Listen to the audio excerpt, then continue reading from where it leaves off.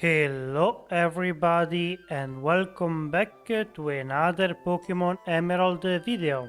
Today I will be playing through the game with another of the original 151 Pokémons, but this one is a lot more famous, mostly because of its very prominent role in the Pokémon anime. Even though Meowth is one of the very few Pokémons who can speak, the rules I will be following for this video are still the same. So I can only use my starter in combat, I can't use items from my bag in battle, I can't raise my evasion in any way, and I can't use cheats or glitches.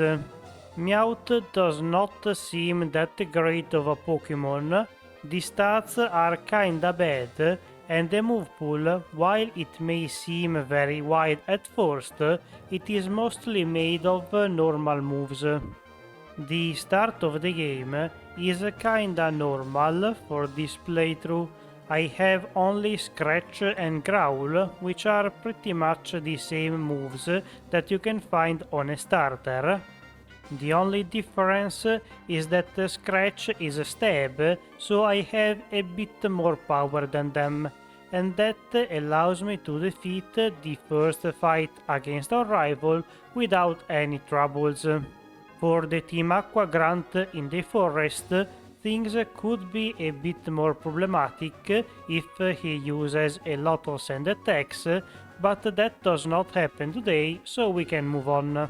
For the fight against Roxanne, I leveled a little bit so to at least have decent stats, and along the way I also learned the move Bite, which is very good. Dark moves are considered special in this game, and that allows me to bypass her high physical defense.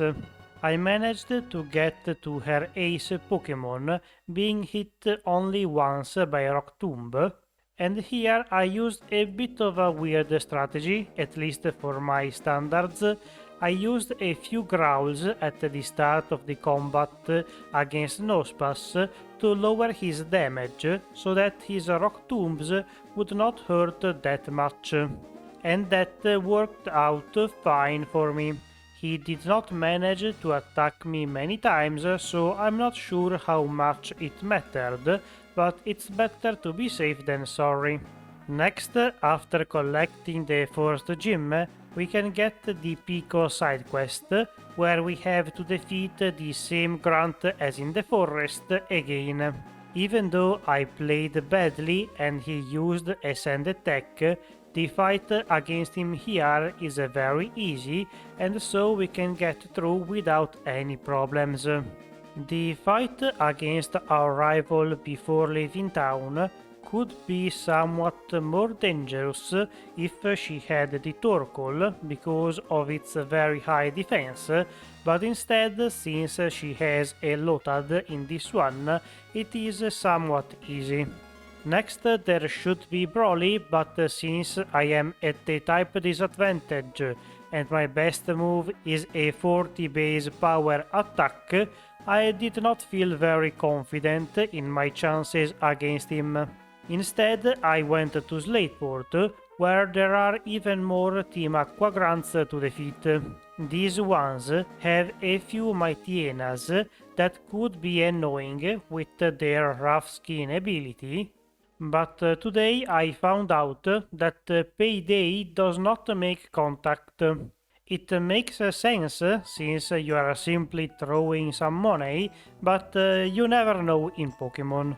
Once we have defeated them too, we have to grind a lot more, and honestly I would have liked a bunch more trainers to defeat, because the next fight against our rival was a bit of a mess. The main issue is her starter that has now evolved and knows the move Double Kick. That attack is super effective, and even though my defense is not that bad, it still deals a lot of damage and is more than enough to two-shot me.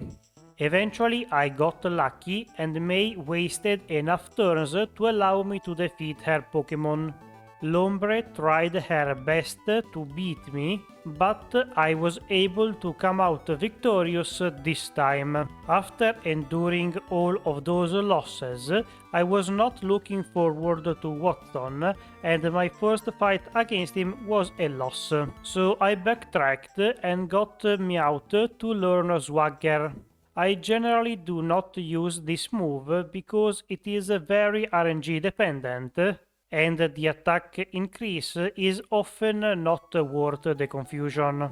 In this occasion, I decided to use it because A. I did not want to spend a bunch of time grinding for levels, and B. Magneton only has special moves, so the attack increases should not be that important.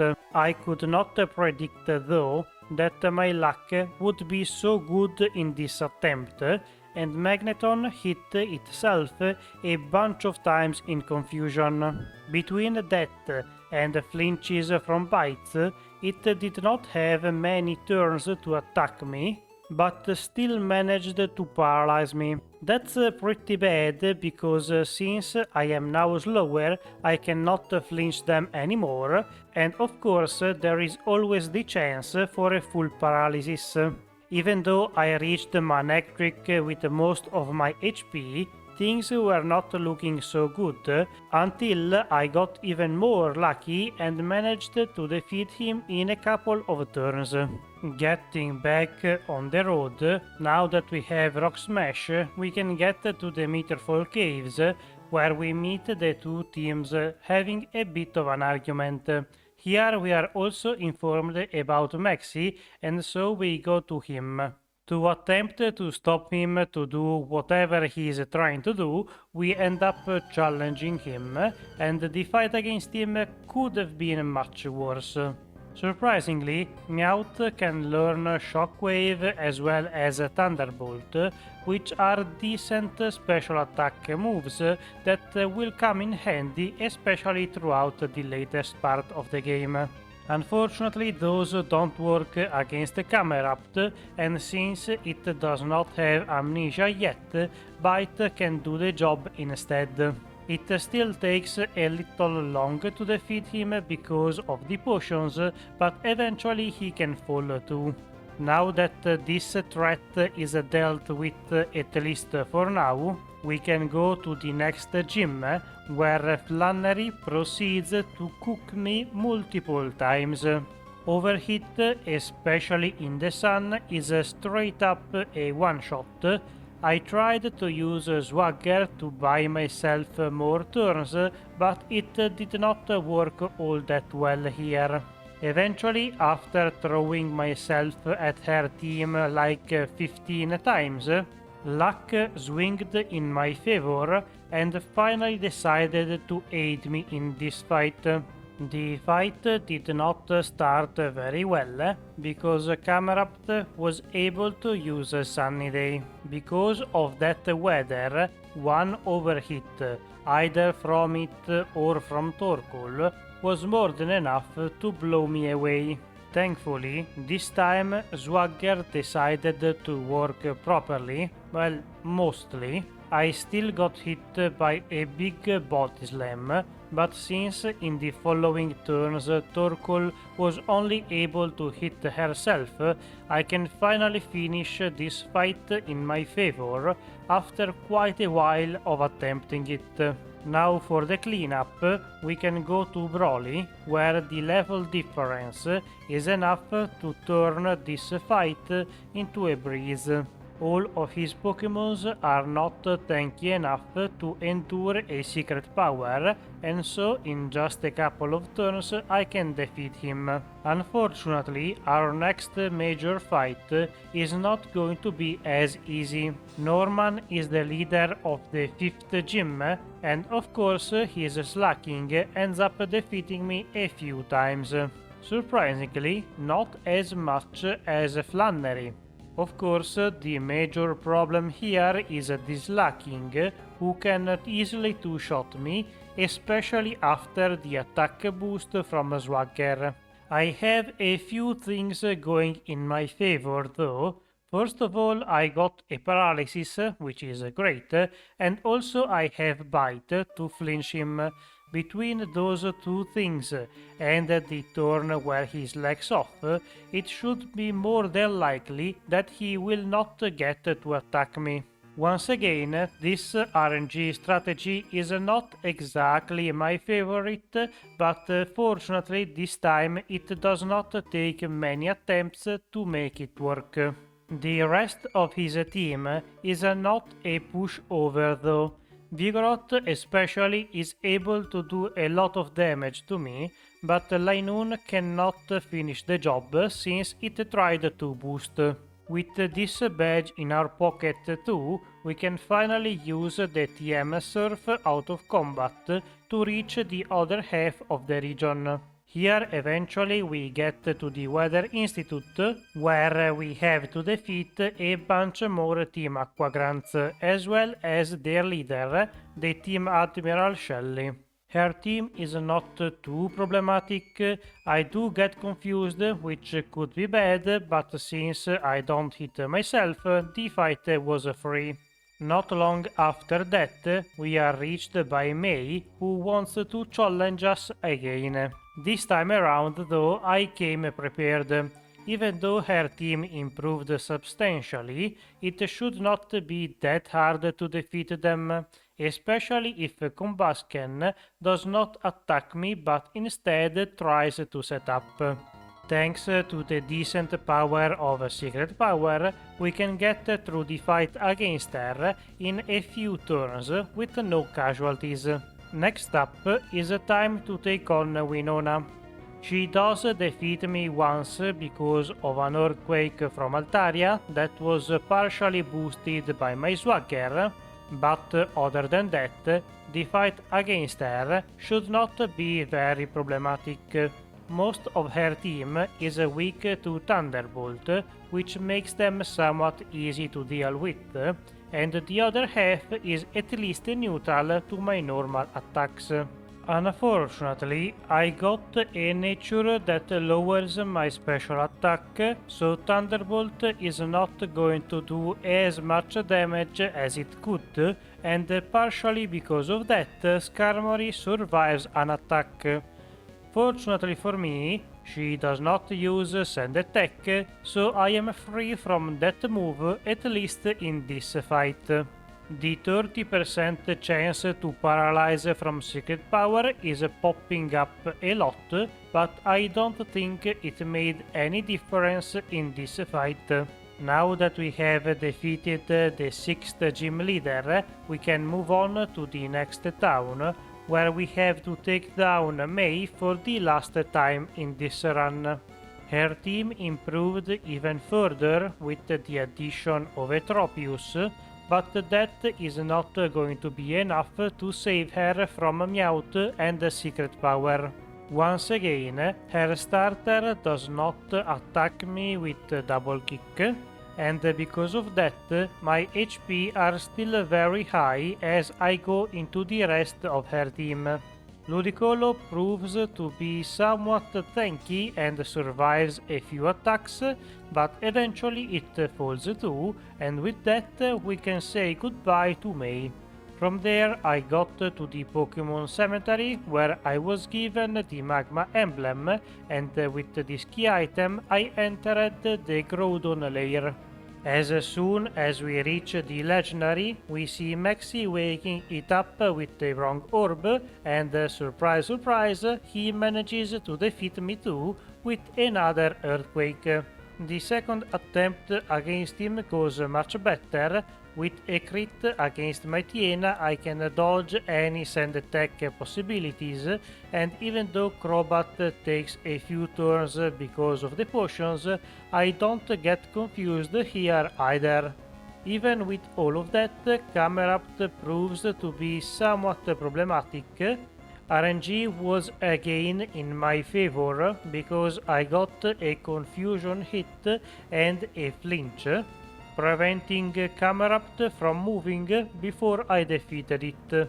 With the Team Magma stopped for now, we can go to the Team Aqua base, and here we are only able to find one of their admirals. The fight against his Pokémons is not very impressive. Thunderbolt makes quick work of them, even though I got confused. This guy was only buying time for his boss to run away, and in that he was successful, as we are unable to find Archie. Then, surprisingly, I somehow managed to beat Tate and Liza on the first attempt. I was really expecting these guys to be very painful. The secret is that Meowth can learn Shadow Ball, and that move is extremely good for this fight because it's super effective against all of their Pokémons, and also, since it is physical, it ignores all of the special defense increases from the Calm Minds. With a bit of luck and a bit of strategy, I was able to pretty quickly defeat most of their Pokémons, and once only the Solrock was left, I knew it was only a matter of time before I got this badge. And with the berry bypassing the potion range, that time came very quickly. Next on the list of fights for this run, we have to help Steven stop the Team Magma. The fight against them can be very annoying, mostly because of the intimidates and confusions, but at least for this one we have Steven to help us out. My strategy for this fight is to defeat the Pokémons from Maxi, since he is the most dangerous of the two, and once all of his Pokémons are done, the other Team Aqua trainer guy cannot do all that much in a 1v2 scenario. The only problem with that strategy is that the lower level Camerupt is free to attack or set up while you take down his companions. This time around he decided to use Amnesia a couple of times, which is great for me, since most of my damaging moves are physical anyway. The second Intimidate cuts my attack even lower, which means that now Return will do little damage, but with the help of Steven and his Metang, I can eventually finish off the remaining Pokémons too. Well, now that we have defeated the Team Magma for the last time in the run, we are given the Dive HM and we can use it to reach Kyogre. Here we are also reached by Archie, who spends no time in challenging us to earn the right to wake up Kyogre, I guess, or something like that. Even though the fight against him should be even easier than Maxi, since his team does not handle Thunderbolt very well, things don't go exactly as planned, as once I reach Sharpedo, it is able to outspeed and confuse me. This time around, I am the one who hits himself a couple of times, and my HP gets kinda low. Eventually I can land one attack and defeat the shark. With that, Archie's plan is foiled, but the orb activates anyway and wakes up the legendary. As usual, to prevent the two weather Pokémons from destroying the region and probably the rest of the planet, we go ask Rayquaza for help.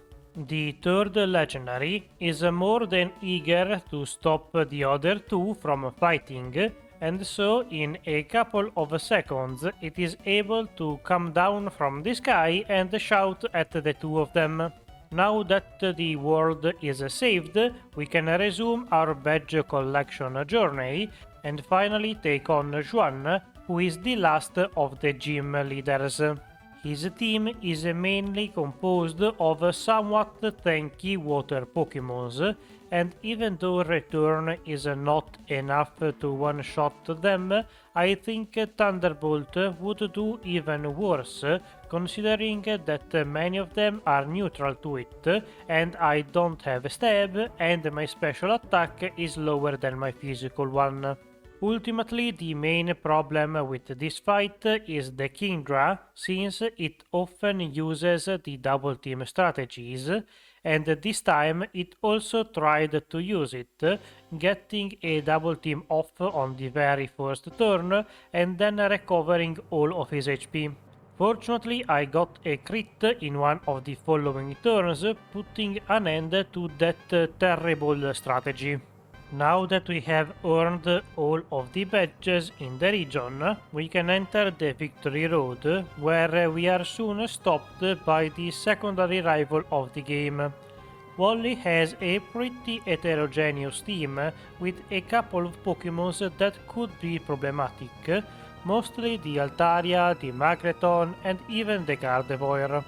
But ultimately is the one that I underestimated that proves to be the most troublesome one. Sure, Magneton is not easy to deal with and gets a supersonic on us, but Roselia is able to capitalize on the turn when I hit myself to land a Leech Seed on me.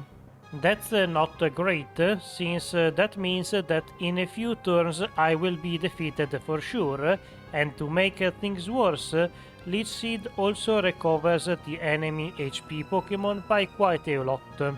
I thought one Shadow Ball would be enough to defeat Gardevoir, but it required a second one.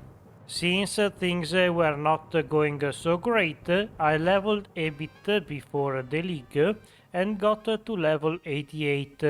I know it's kinda high, but I seriously don't think I was able to do it in the 70s. Even at this high level, Sidney proves to be a bit of a challenge. His Pokémons are unable to be defeated in a single attack, mostly because of Intimidate, and with that extra turn they are free to hit me with very annoying moves like Confusion and stuff like that. For once, Swagger goes in my favor, because with the attack boost I am now able to one-shot the remaining Pokémons on his team. After Sidney, Phoebe is even more problematic. I cannot one-shot her lead, and so it can use Curse on me, and that eventually defeats me a few times. Eventually I can get one attempt where Dusclops does not use that Curse move, and things go much better. Since the two Bannets are less tanky than Dusclops, I am not worried about them. Sableye could be a problem because once again double team is a thing, but it does not work out well for him. And so the last possible threat is the final Dusclops, but it too goes down in a couple of attacks. Once we can finally get past Phoebe, we have to take on Glacia. She is the easiest one of the Elite Fours, and I don't even have to reset against her. Half of her team is weak to Thunderbolt, but even so, a one-shot is not a guarantee. I gotta use Return for the Glalis, since it will do a lot more damage, but even so they can survive one attack and hit me back. Fortunately, I do not get frozen in this attempt, otherwise it would have been most likely a loss. I am a bit surprised to see that her Pokémons did not use Hail yet. I thought she loved that weather too much to not use. I am somewhat grateful about that, since the chip damage could have added up over time. Sooner or later I can defeat her and finally reach the last of the Elite Four. Drake was obviously harder and he defeated me, but just only once.